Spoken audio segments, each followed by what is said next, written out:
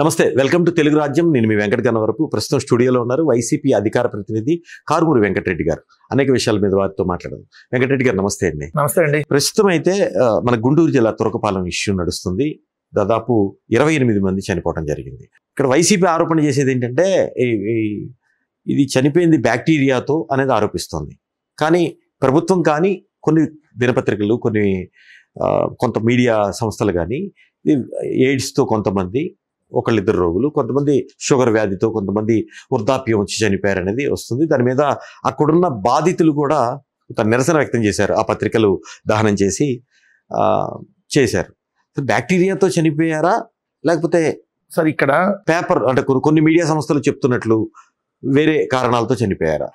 ఇప్పుడు ఏదైతే మనకు ప్రధానంగా ఆంధ్రప్రదేశ్లో వైఎస్ఆర్ కాంగ్రెస్ పార్టీకి సంబంధించి మీకు సాక్షి దినపత్రిక, రెండోది కూటమి ప్రభుత్వానికి సంబంధించి పక్కా తెలుగుదేశం పత్రికలుగా ఉన్నటువంటి ఈనాడు, ఆంధ్రజ్యోతి. సో మిగిలిన కమ్యూనిస్టులకి తరపున ఉండేది ప్రజాశక్తి, విశాలాంధ్ర.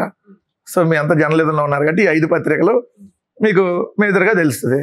ఇంకోటి ఆంధ్రప్రభ ఉంది, అది కూడా ఇప్పుడు గవర్నమెంట్ వాళ్ళే ముత్తా శశిధర్ కింద వాళ్ళు కూటమి కిందే ఉంది.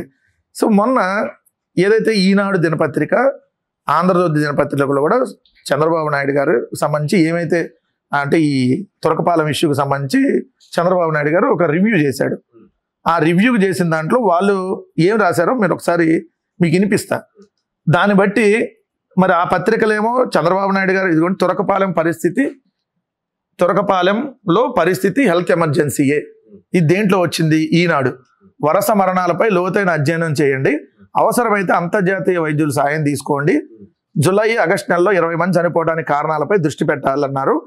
మిలియాడోసిస్ గా వైద్యులు ఇదే పేపర్లో వచ్చినాయి, 72 గంటలు వస్తాయి అని చెప్పి వర్షాకాలంలో ఈ వ్యాప్తి చెందుతున్నాయి. మిలియాడోసిస్ బ్యాక్టీరియా భూమిలో నిల్వ నీటిలో, తడి నేలల్లో ఎక్కువగా ఉంటుంది, వర్షాకాలంలో వరదల సమయంలో వ్యాప్తి చెందుతుంది. సో దీనివల్ల చనిపోయారని చెప్పి అక్కడ వైద్యులు చెబుతున్నారు అనేది పత్రికలు రాసినాయి కదా. ఓకే, ఇక్కడ మళ్ళీ చూడండి, ఇది ఆంధ్రజ్యోతి తురకపాలెంలో హెల్త్ ఎమర్జెన్సీ, ఇక్కడ మిలియాడోసిస్ గా అనుమానం, ఇది సమీక్షలో జ్వరాల నేపథ్యంలో గ్రామంలో హెల్త్ ఎమర్జెన్సీగా భావించి విధులు నిర్వహించాలని ముఖ్యమంత్రి చంద్రబాబు ఆరోగ్య శాఖని ఆశించారు. ఉన్నత స్థాయి కమిటీ ఏర్పాటు చేశాం అని చెప్పి సత్యకుమార్. మరి నిజంగా కమిటీ ఏర్పాటు చేస్తే కమిటీ రాకుండానే ఆ పత్రికలు ఎయిడ్స్ అని, అలా బొందలో రోగం అని ఇట్లా రాస్తే ఆ ఊరాలను అవమానించినట్టే కదా. నిజంగా ఎవరన్నా ఒకళ్ళు ఇద్దరు అదే జరిగితే మరి మిగిలిన 45 మంది, అసలు 30 మంది కూడా కాదు, అధికారిక లెక్కల ప్రకారం 28 కదా. జనవరి నుంచి ఇప్పుడు వరకు 45 మంది చనిపోయారంట. అది కూడా 250 కుటుంబాలకు సంబంధించిన ఆ పరిధిలోనే జరుగుతుందని. తురకపాలెం గ్రామంలో కూడా అంతా కాదు, ఆ 250 కుటుంబాల ఆ పరిధిలోనే దాదాపు 45 మంది చనిపోయారు. సో దీనికి సంబంధించి లేడీస్ కూడా దాంట్లో. అంతకుముందు ఇదే పత్రికలు ఏం రాసింది, మద్యం తాగి చనిపోయారని రాసింది. అంతమంది అంటే ఎంత దారుణం అంటే మహిళలు అక్కడ అసలు మద్యం అలవాటే లేదు. అంటే ఇక్కడ క్లియర్గా ఏంటంటే సార్, పారిశుధ్య లోపం ఫస్ట్ పాయింట్. అక్కడ క్వారీలు ఉంటాయి, ఆ క్వారీ నుంచి వచ్చేటటువంటి వాటర్ ఇక్కడ వీళ్ళ గ్రామంలోకి వస్తుంది. సో అక్కడ నీరు కలుషితం అవటం, సో నీరు ఎక్కువ నిల్వ ఉంచటం. దీనికి సంబంధించి ఎవరు చూడాలి? ఇక్కడ వైద్య ఆరోగ్య శాఖ, పంచాయతీరాజ్ శాఖ, ఈ 2 శాఖలు వైఫల్యమైనా కదా. ఇప్పటికీ ఒక దాని సమస్య వస్తే ఈ ప్రభుత్వం ఆ సమస్యను పరిష్కరించే దాని మీద కాన్సన్ట్రేషన్ చేయట్లా. సమస్యను పరిష్కరించకుండా ఇది వైఎస్ఆర్సీపీ వల్ల వచ్చిందో, లేదంటే వీళ్ళకి అది ఆటి వల్ల వచ్చింది, లేకపోతే ఈటి వల్ల వచ్చింది, ఇది కాదు కదా సార్. ఒక సమస్య వచ్చినప్పుడు ఆ సమస్యను మనం ఎలా పరిష్కరించాలి, ఆ పరిష్కరించే దాని మీద దృష్టి పెట్టకుండా ఇప్పుడు డిఫరెంట్ షెడ్యూల్. నా పత్రిక ఈనాడు పత్రిక అనుకుంటా దహనం చేశారు కదా అక్కడ. ఆ పత్రిక సంబంధించిన ప్రతులను కూడా దహనం చేశారు. మీరు ఇష్టం ఉందండి మా ఊరి గురించి రాస్తారా అని. రెండోది బెల్ట్ షాపులు ఎక్కువగా పెట్టారు అక్కడ అనేది. మరి బెల్ట్ షాపులు వచ్చింది అంటే ఈ ప్రభుత్వం ఒకటి. ఇక్కడ నేను అనేది ఏంటంటే, నా క్వశ్చన్ ఏంటంటే, ప్రభుత్వంలో ఎవరు ఉన్నా, లాస్ట్ టైము వైఎస్ఆర్సీపీ మీరున్నారు, ఇప్పుడు కూటమి ఉంది, గతంలో మీరున్నారు, అంతకంటే ముందు వాళ్ళు ఉన్నారు, అంతకంటే ముందు కాంగ్రెస్ ఉమ్మడి రాష్ట్రంలో. కానీ ప్రభుత్వంలో ఏ పార్టీ ఉన్నా ఇలాంటి జరగడం బాధాకరమే, దాంట్లో అందరు ఖండించాల్సిందే. కానీ ప్రతిదానికి ప్రతిపక్షంలో ఉన్న పార్టీ రాజకీయం చేస్తోందా అంటే సార్, ఇప్పుడు క్వశ్చన్ చేస్తేనే రాజకీయం చేసామంటే ఎట్లా? ఇప్పుడు మేము క్వశ్చన్ చేస్తున్నాం, మేమెవరు ప్రతిపక్షం. ఈరోజు ప్రతిపక్షం అంటే ఏంటి? ప్రజల్లో వచ్చినటువంటి అంశాలు రైజ్ చేయటం. సో ప్రజల్లో సమస్య ఉంది కాబట్టి దాన్ని రైజ్ చేస్తున్నాం. రైజ్ చేసి రాజకీయం చేసామంటే ఎట్లా? ఇప్పుడు రెండు శాఖలు నిర్లక్ష్యం అనేది క్లియర్గా కనపడుతుంది కదా. వాళ్ళ పత్రికలోనే రాశారు, వైద్య ఆరోగ్య శాఖ నిర్లక్ష్యం, పంచాయతీరాజ్ నిర్లక్ష్యం అని. పంచాయతీరాజ్ శాఖ మంత్రి ఎక్కడ ఉంటాడు? పక్క రాష్ట్రంలో ఉంటాడు పవన్ కళ్యాణ్. వైద్య ఆరోగ్య శాఖ మంత్రికి ఆ నియోజకవర్గంలో బోర్డర్లే తెలియదు. సో ఆయన జగన్ గారిని తిట్టడానికి బయటకు వస్తాడు. మరి ఆరోగ్య శాఖ మీద కాన్సన్ట్రేషన్ చేసి ఇదిగోండి ఏంటి ఇంత ఇష్యూ జరుగుతున్నప్పుడు ప్రభుత్వం దగ్గర ప్రతిదీ రిపోర్ట్ ఉంటుంది కదా సార్. చంద్రబాబు నాయుడు గారు ఏమంటారు లెగిస్తే? టెక్నాలజీని నేను కనిపెట్టేశా, డాష్ బోర్డులో చూస్తే నాకు అన్నీ తెలిసిపోతాయి. మరి తురకపాలనలో జరిగినటువంటి మరణాలు డాష్ బోర్డులకు ఎక్కలేదా? నువ్వు చెప్పేదాన్ని బట్టి మనం అడుగుతున్నాం. మరి నువ్వు కొట్టే డబ్బానేమో ఇంత బాగుంటుంది, ఈడ పని చూస్తేనేమో జీరో ఉంటుంది. మరి దానికి సంబంధించి కదా మేము అడిగేది. సో క్లియర్గా తురకపాలెంలో కదా సార్ చాలా చోట్ల ఈరోజు ఇలాంటి సమస్యలు ఉన్నాయి. మరీ ముఖ్యంగా చూస్తే అక్కడ మన అరకు పాడేరు సైడ్ ఇంకా ఎక్కువ ఉన్నాయి. ఎందుకంటే అక్కడ వాళ్ళకి నీళ్ళే దొరకట్లే, మంచి నీళ్ళు. సో కలుషిత నీరే తాగాల్సి వస్తుంది ఆ కొండల్లోంచి వచ్చే అన్ని. సో వాటి వల్ల వాళ్ళు మంచాన పడినటువంటి పరిస్థితి. కొన్ని గ్రామాలు అయితే అక్కడ చిన్న చిన్న హ్యామ్లెట్లుగా ఉంటాయి కదా, కొన్ని అయితే నెలల తరబడి జ్వరాలు తగ్గట్లా.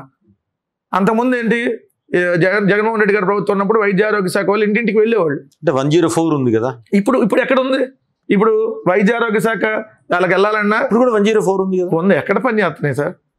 పేరుకుంది 104. ఈ 104ని వాళ్ళకి బిల్లులు ఎగ్గొట్టి వాళ్ళకి ఇవ్వాల్సినవి రాకపోతుంటే. సో మరీ పాడేరు అరకు సైడ్ అయితే మరీ దారుణంగా ఉంది.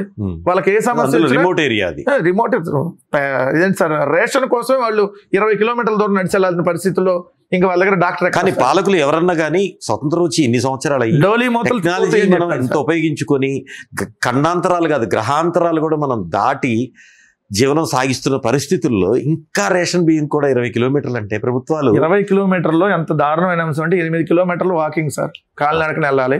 అక్కడి నుంచి 12 కిలోమీటర్లు ఆటోలో వెళ్ళాలి. సో వాళ్ళకి ఆటోకి వెళ్ళి వస్తేనే 200 రూపాయలు అయిపోయేటటువంటి పరిస్థితి. అంటే 200 అంటే ఆ ప్రాంతం వాళ్ళకి ఎంత వ్యాలిడ్ అమౌంట్. సో మళ్ళీ ఒక రోజల్లా టైం అంతా అయిపోద్ది. ఖచ్చితంగా ఇప్పుడు మీరు చెప్పే ఇది 8 కిలోమీటర్లు నడకంటే నాటే జోక్. 8 కిలోమీటర్లు వెళ్తాం నడక, మళ్ళీ రావటం 8 కిలోమీటర్లు నడక, మళ్ళీ ఆటో 20 కిలోమీటర్లు. ఆ 12 కిలోమీటర్లు కూడా పబ్లిక్ ట్రాన్స్పోర్ట్ ఉంటుందా ఉండదా, లేకపోతే ప్రైవేట్ ట్రాన్స్పోర్ట్ అయినా? ప్రైవేట్ ట్రాన్స్పోర్ట్ అందుబాటులో ఉండాలని లేదు. ప్రైవేట్ ట్రాన్స్పోర్ట్ ఆటోలో వెళ్ళాల్సింది సార్, బస్సులకు రావు. అవును. సో వాళ్ళు వెళ్ళి అక్కడికి వెళ్ళి ఆటోలో వెళ్ళి తెచ్చుకోవాలి రేషన్. అంటే ఏడున్నాం మనం? ఎక్స్పెన్సివ్. జగన్మోహన్ రెడ్డి గారు ఏమో ఇంటింటికి తీసుకెళ్ళిస్తే దాన్ని మీరు ఎవరన్నా కానీ నేను అనేది ఇప్పుడు మీరు ప్రభుత్వంలో టీడీపీ ఉంది కాబట్టి మీరు ప్రతిపక్షం కాబట్టి ఇప్పుడు పాయింట్ అవుట్ చేస్తున్నారు. గతంలో మీరు 5 ఏళ్ళు ఉన్నారు, అప్పుడు కూడా దాని మీద చర్యలు ఏం లేవు.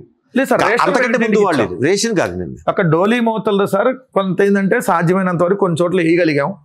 ఏదైతే అక్కడ రోడ్లు వేయలేనటువంటి కొంత ప్రాంతాలు తెలుసు మీకు కూడా, 2 ఏళ్ళు కోవిడ్ ప్రభుత్వం ఏదనే దాని మీద కొన్ని చోట్ల వేయగలిగాం.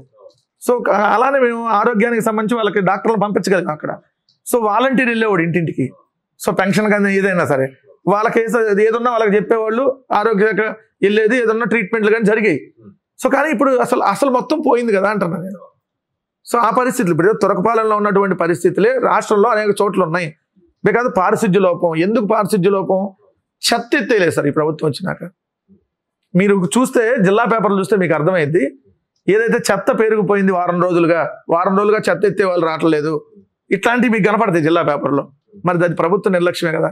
వారం రోజులు చెత్త ఎత్తేకపోతే మరి అనారోగ్య సమస్యలు దాకా ఏమొస్తుంది? దీని మీద ప్రభుత్వం చర్యలు తీసుకోవాలి. పారిశుద్ధ్యం ముఖ్యంగా, అదేవిధంగా వైద్య ఆరోగ్య శాఖ సమన్వయంతో నడిచి ఇలాంటివి పునరావృతం కాకుండా బ్యాక్టీరియాని ప్రబలకుండా తీసుకోవాల్సిన బాధ్యత ప్రభుత్వం మీద ఉంది. ప్రభుత్వం పునరాలోచించాలి.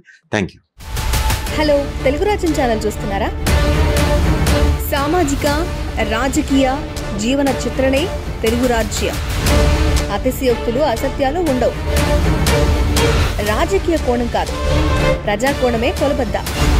తెలుగు రాజ్యం వీక్షణ మీ ఉత్తమ అభిరుచికి నిదర్శనం.